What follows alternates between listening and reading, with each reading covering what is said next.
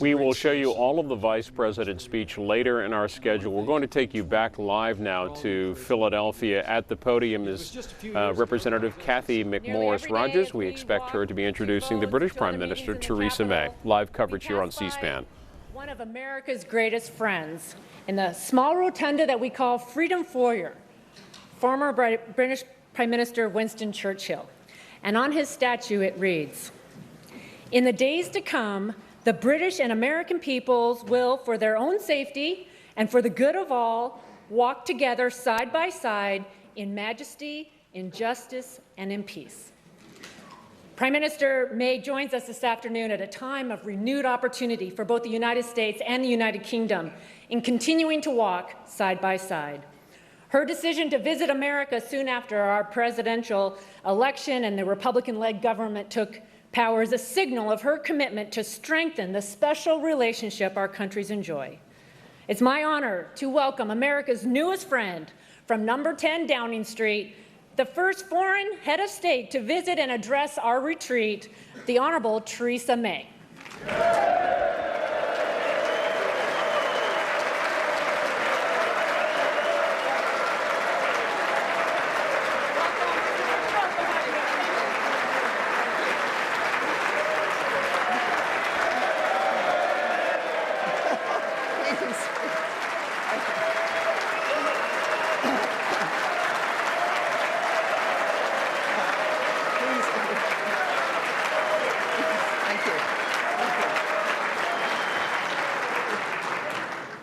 Well, thank you very much for that fantastic welcome. And can I say, Majority Leader McConnell, Mr. Speaker, distinguished members of the Senate and representatives of the House, I would like to thank Congress and the Congressional Institute for the invitation to be here today. The opportunity to visit the United States is always special, and to be invited to be the first serving head of government to address this important conference is an honour indeed. I defy any person to travel to this great country at any time and not to be inspired by its promise and its example.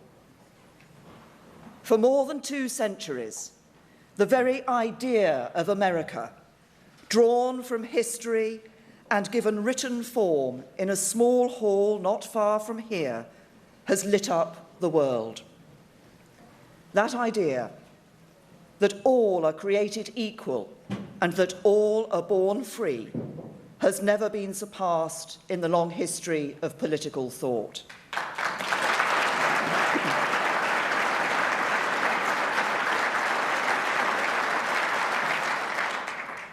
And it is here, on the streets and in the halls of this great city of Philadelphia, that the Founding Fathers first set it down, that the textbook of freedom was written, and that this great nation that grew from sea to shining sea was born.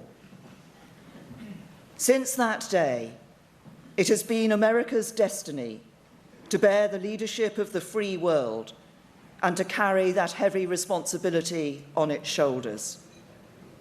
But my country, the United Kingdom of Great Britain and Northern Ireland, has been proud to share that burden and to walk alongside you at every stage.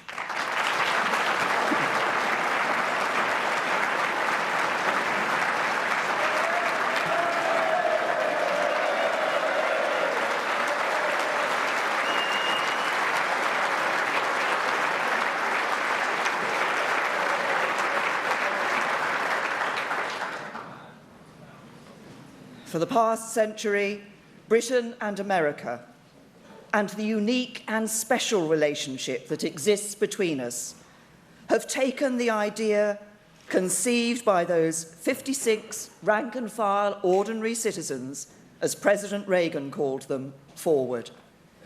And because we have done so, time and again, it is the relationship between us that has defined the modern world. 100 years ago this April, it was your intervention in the First World War that helped Britain, France, our friends in the Commonwealth and other allies to maintain freedom in Europe.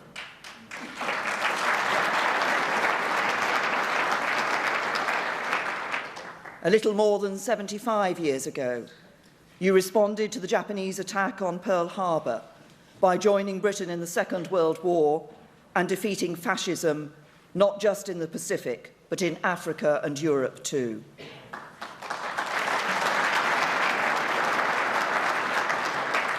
And later, in the aftermath of these wars, our two countries led the West through the Cold War, confronting communism and ultimately defeating it, not just through military might, but by winning the war of ideas, and by proving that open, liberal, democratic societies will always defeat those that are closed, coercive, and cruel. But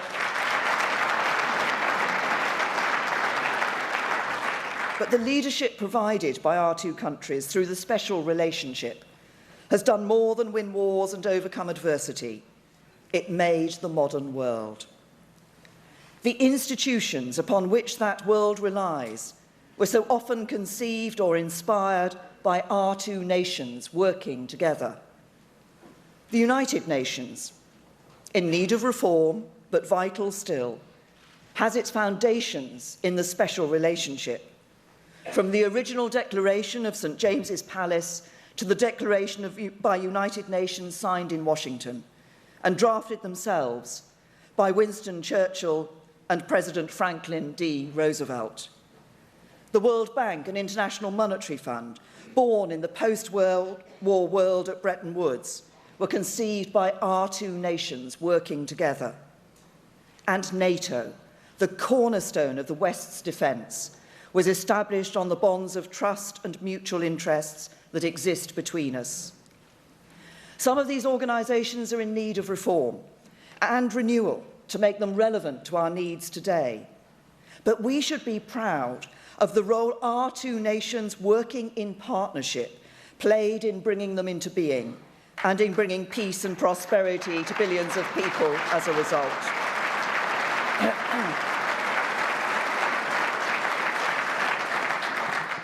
Because it is through our actions over many years, working together to defeat evil or to open up the world, that we have been able to fulfil the promise of those who first spoke of the special nature of the relationship between us, the promise of freedom, liberty, and the rights of man.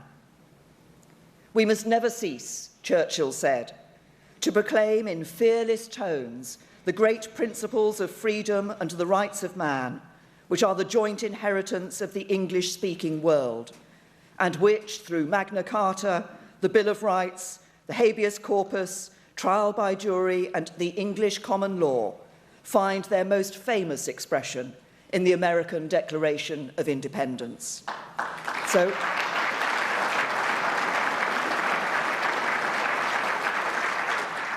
So it is my honour and privilege to stand before you today in this great city of Philadelphia, to proclaim them again, to join hands as we pick up that mantle of leadership once more, to renew our special relationship and to recommit ourselves to the responsibility of leadership in the modern world. And it is my honour and privilege to do so at this time, as dawn breaks on a new era of American renewal. For I speak to you not just as Prime Minister of the United Kingdom, but as a fellow Conservative who believes in the same principles that underpin the agenda of your party: the value of liberty, the dignity of work, the principles of nationhood, family, economic prudence, patriotism, and putting power in the hands of the people. Principles instilled in me from a young age, principles my parents taught me in the vicarage in southern England in which I was raised. And I know it is these principles that you have put at the heart of your plan for government. And your victory in these elections gives you the opportunity to put them at the heart of this new era of American renewal too. President Trump's victory, achieved in defiance of all the pundits and the polls, and rooted not in the corridors of Washington, but in the hopes and aspirations of working men and women across this land. your party's victory in both the Congress and the Senate, where you swept all before you, secured with great effort and achieved with an important message of national renewal. And because of this, because of what you have done together, because of that great victory you have won, America can be stronger, greater, and more confident in the years ahead.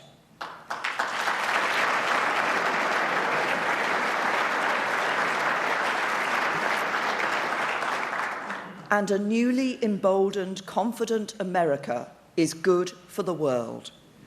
An America that is strong and prosperous at home is a nation that can lead abroad. But you cannot and should not do so alone. You have said that it is time for others to step up, and I agree. Sovereign countries cannot outsource their security and prosperity to America, and they should not undermine the alliances that keep us strong by failing to step up and play their part. This is something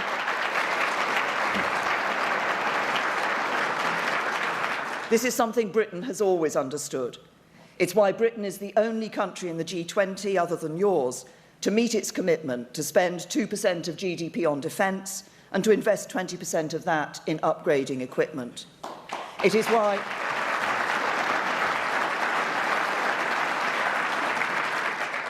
Britain is the only country in the G20 to spend 0.7% of gross national income on overseas development. It is why my first act as Prime Minister last year was to lead the debate in Parliament that ensured the renewal of Britain's independent nuclear deterrent. And it is why the government I lead will increase spending on defence in every year of this Parliament. It is why Britain is a leading member, alongside the United States, of the coalition working successfully to defeat DAESH. Why we have agreed to send 800 troops to Estonia and Poland as part of NATO's forward presence in Eastern Europe. Why we are increasing our troop contribution to NATO's Resolute Support mission that defends the Afghan government from terrorism. And it is why we are reinforcing our commitment to peacekeeping operations in Kosovo, South Sudan and Somalia. And it is why Britain is leading the way in pioneering international efforts to crack down on modern slavery, one of the great scourges of our world wherever it is found. And I hope you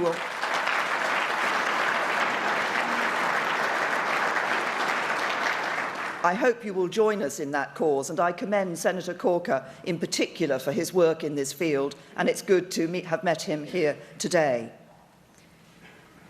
As Americans know, the United Kingdom is by instinct and history a great global nation that recognises its responsibilities to the world. And as we end our membership of the European Union, as the British people voted with determination and quiet resolve to do last year, we have the opportunity to reassert our belief in a confident, sovereign and global Britain, ready to build relationships with old friends and new allies alike. We will build a new partnership with our friends in Europe. We're not turning our back on them or on the interests and the values that we share. It remains overwhelmingly in our interests and in those of the wider world that the EU should succeed. And for as long as we remain members, we will continue to play our full part, just as we will continue to cooperate on security, foreign policy and trade once we have left. But we have chosen a different future for our country.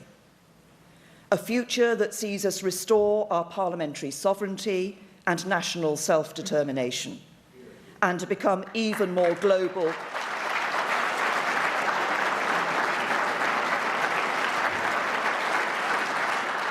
and internationalist in action and in spirit.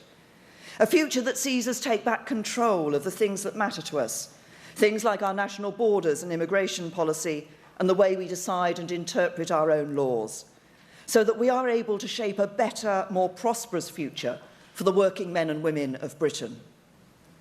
A future that sees us step up with confidence to a new, even more internationalist role, where we meet our responsibilities to our friends and allies, champion the international cooperation and partnerships that project our values around the world, and continue to act as one of the strongest and most forceful advocates for business, free markets and free trade anywhere around the globe.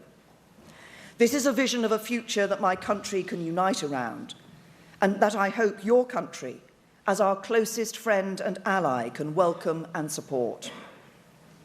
So as we rediscover our confidence together, as you renew your nation just as we renew ours, we have the opportunity, indeed the responsibility, to renew the special relationship for this new age. We have the opportunity to lead together again, because the world is passing through a period of change. And in response to that change, we can either be passive bystanders, or we can take the opportunity once more to lead, and to lead together. I believe it is in our national interest to do so, because the world is increasingly marked by instability and threats that risk undermining our way of life and the very things that we hold dear. The end of the Cold War did not give rise to a new world order. It did not herald the end of history. It did not lead to a new age of peace, prosperity, and predictability in world affairs. For some, the citizens of Central and Eastern Europe in particular, it brought new freedom. But across the world, ancient ethnic, religious, and national rivalries that had been frozen through the decades of the Cold War, returned. New enemies of the West and our values, in particular in the form of radical Islamists, have emerged. And countries with little tradition of democracy, liberty, and human rights, notably China and Russia, have grown more assertive in world affairs. The rise of the Asian economies, China, yes, but democratic allies like India too, is hugely welcome. Billions are being lifted out of poverty, and new markets for our industries are opening up. But these events, coming as they have at the same time as the financial crisis and its fallout, as well as a loss of confidence in the West following 9/11 and difficult military interventions in Iraq and Afghanistan, have led many to fear that in this century we will experience the eclipse of the West. But there is nothing inevitable about that. Other countries may grow stronger. Big, populous countries may grow richer. And as they do so, they may start to embrace more fully our values of democracy and liberty. But even if they do not, our interests will remain. Our values will endure. And the need to defend them and project them will be as important as ever. So we, our two countries together, have a responsibility to lead. Because when others step up as we step back, it is bad for America, for Britain, and the world.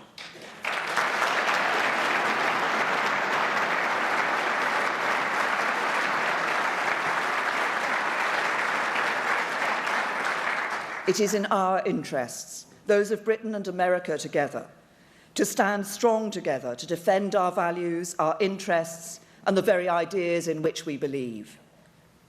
This cannot mean a return to the failed policies of the past. The days of Britain and America intervening in sovereign countries in an attempt to remake the world in our own image are over. But nor can we afford to stand idly by when the threat is real and when it is in our own interests to intervene. We must be strong, smart, and hard-headed, and we must demonstrate the resolve necessary to stand up for our interests. And whether it is the security of Israel in the Middle East or the Baltic states in Eastern Europe, we must always stand up for our friends and allies in democratic countries that find themselves in tough neighbourhoods too.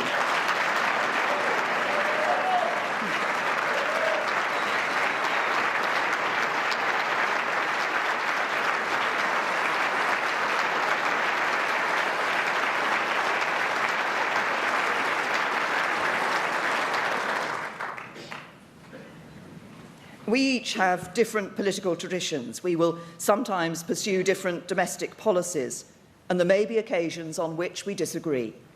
But the common values and interests that bring us together are hugely powerful. And as your foremost friend and ally, we support many of the priorities your government has laid out for America's engagement with the world. It is why I join you in your determination to take on and defeat DAESH and the ideology of Islamist extremism that inspires them and many other terrorist groups in the world today. It is in both our national interests to do so. This will require us to use the intelligence provided by the finest security agencies in the world, and it will require the use of military might. But it also demands a wider effort, because one of the lessons of fighting terrorism in the last 15 years or so is, yes, killing terrorists can save innocent lives, but until we kill the idea that drives them, the ideology, we will always have to live with this threat. And as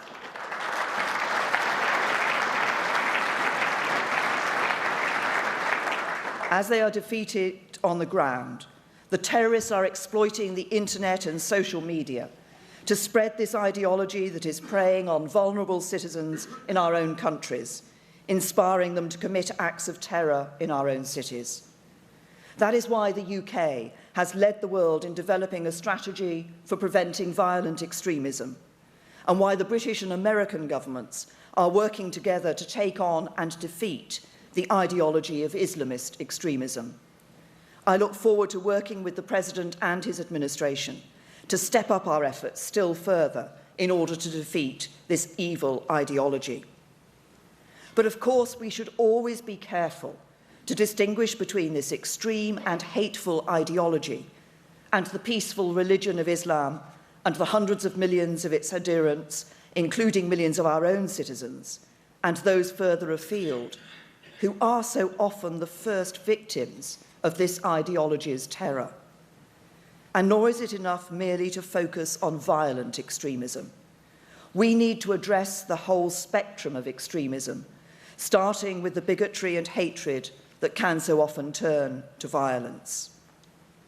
Yet ultimately, to defeat DAESH, we must employ all of the diplomatic means at our disposal.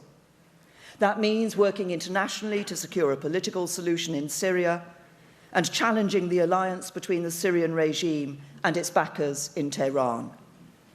When it comes to Russia, as so often, it is wise to turn to the example of President Reagan, who during his negotiations with his opposite number, Mikhail Gorbachev, used to abide by the adage, trust but verify.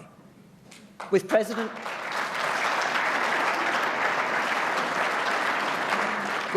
Putin, my advice is to engage but beware. There is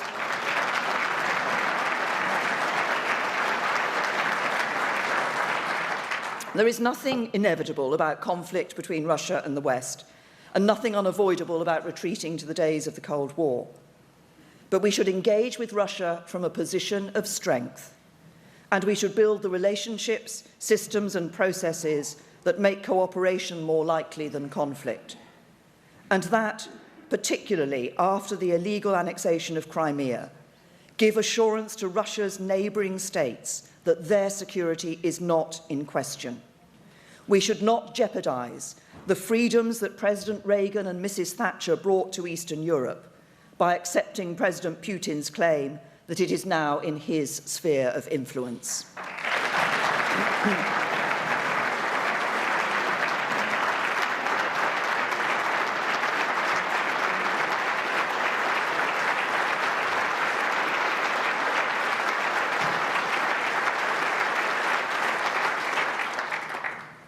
And progress on this issue would also help to secure another of this nation's priorities, to reduce Iran's malign influence in the Middle East.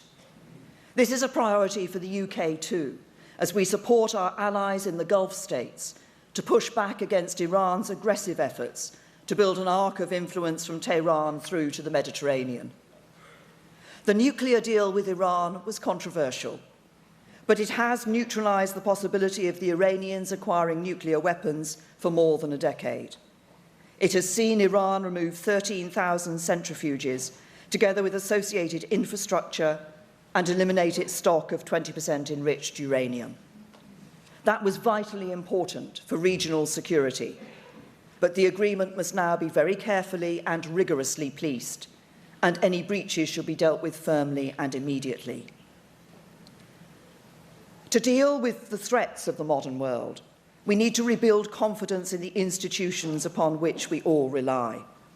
In part, that means multinational institutions, because we know that so many of the threats we face today, global terrorism, climate change, organised crime, unprecedented mass movements of people, do not respect national borders.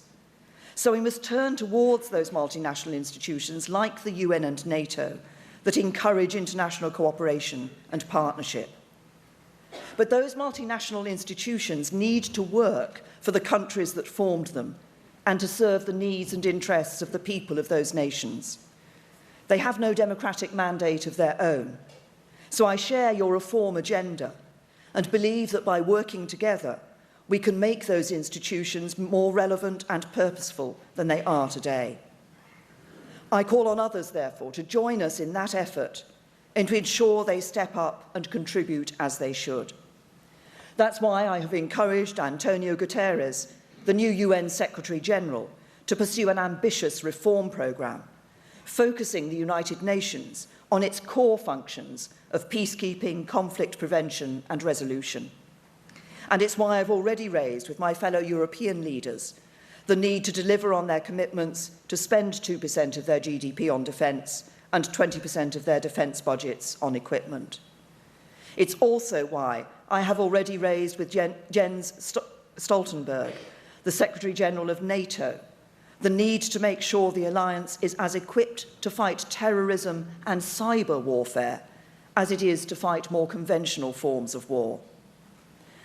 America's leadership in NATO, supported by Britain, must be the central element around which the alliance is built. But alongside this continued commitment, I'm also clear that EU nations must similarly step up to ensure this institution that provides the cornerstone of the West's defence continues to be as effective as it can be. Yet the most important institution is and should always be the nation-state. Strong nations form strong institutions, and they form the basis of the international partnerships and cooperation that bring stability to our world. Nations, accountable to their populations, deriving, as the Declaration of Independence puts it, their just powers from the consent of the governed, can choose to join international organisations or not. They can choose to cooperate with others or not, choose to trade with others or not. Which is why, if the countries of the European Union wish to integrate further, my view is that they should be free to do so, because that is what they choose. But Britain, as a sovereign nation, with the same values but a different political and cultural history, has chosen to take a different path, because our history and culture is profoundly internationalist. We are a European country and proud of our shared European heritage, but we are also a country that has always looked beyond Europe to the wider world. We have ties of family, kinship and history to countries like India, Pakistan, Bangladesh, Australia, Canada, New Zealand, and countries across Africa, the Pacific and Caribbean. And of course, we have ties of kinship, language and culture to these United States too. As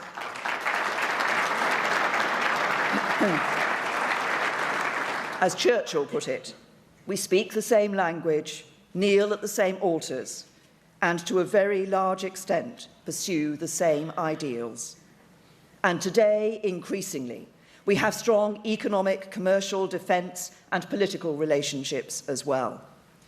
So I'm delighted that the new administration has made a trade agreement between our countries one of its earliest priorities.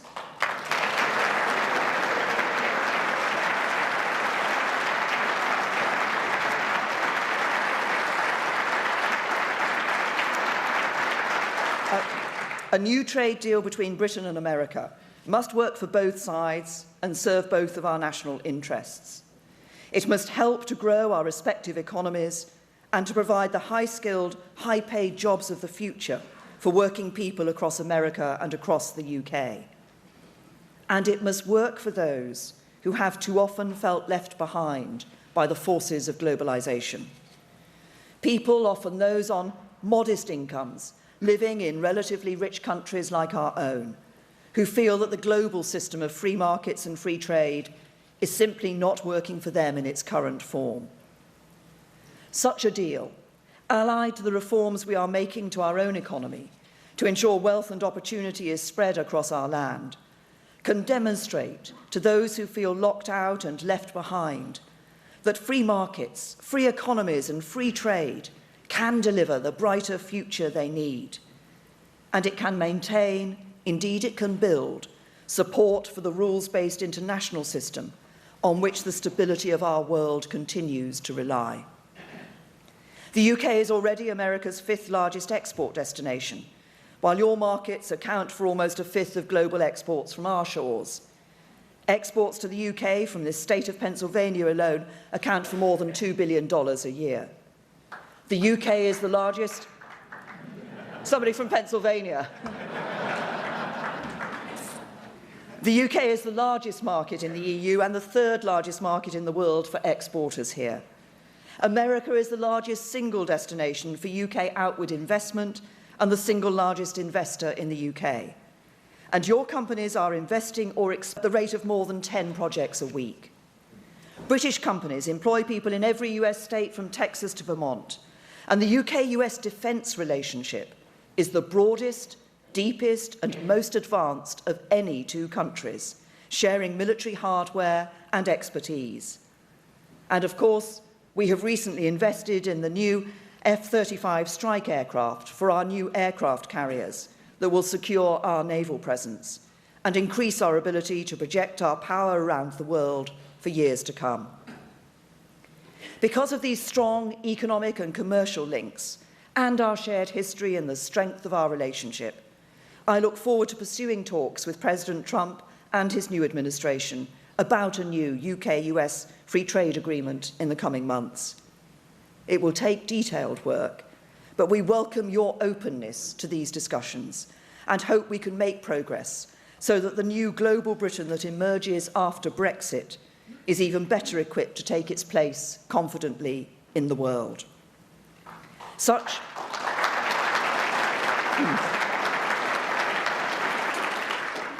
an agreement would see us taking that next step in the special relationship that exists between us, cementing and affirming one of the greatest forces for progress this world has ever known. 70 years ago, in 1946, Churchill proposed a new phase in this relationship to win a Cold War that many had not even realized had started. He described how an iron curtain had fallen from the Baltic to the Adriatic, covering all the capitals of the ancient states of Central and Eastern Europe: Warsaw, Berlin, Prague, Vienna, Budapest, Belgrade, Sofia, and Bucharest. Today, those great cities, homes of great culture and heritage, live in freedom and peace. And they do so because of the leadership of Britain and America, and of Mrs. Thatcher and President Reagan.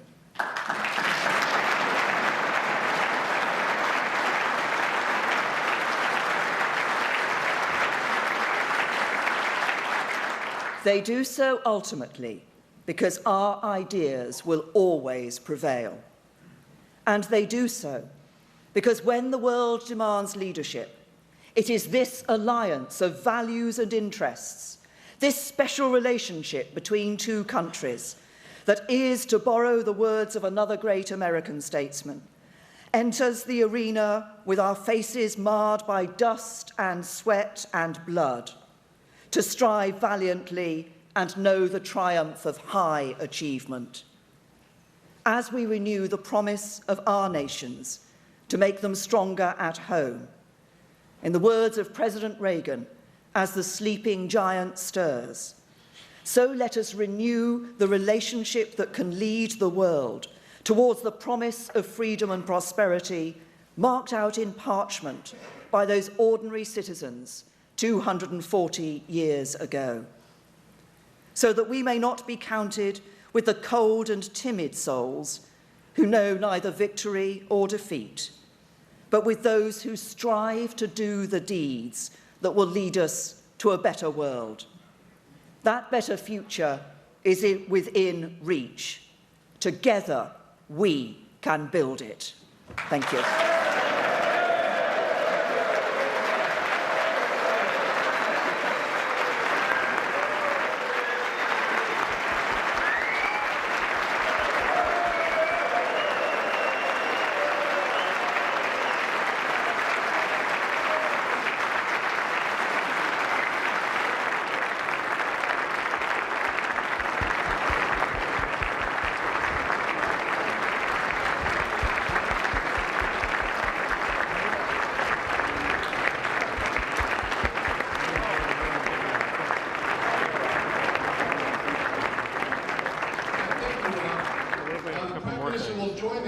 Outside, so she'll be out in a few minutes for pictures and tea. Jeremy reminds me for tea and coffee outside.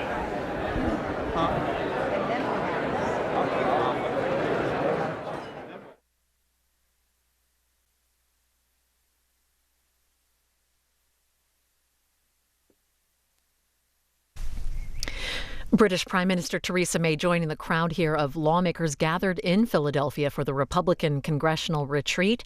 She's expected to be holding a news conference with President Trump tomorrow, making her the first foreign leader to meet with the newly inaugurated